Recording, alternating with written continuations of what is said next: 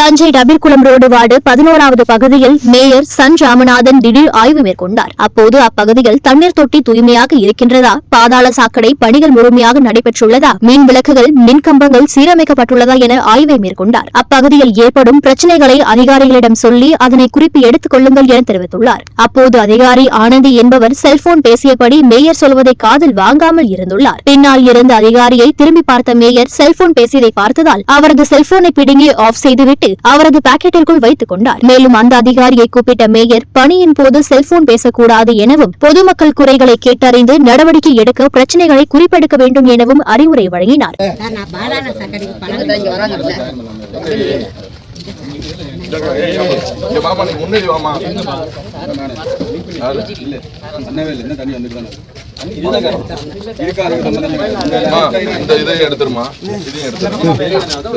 என்ன சொன்னீங்கம்மா? என்ன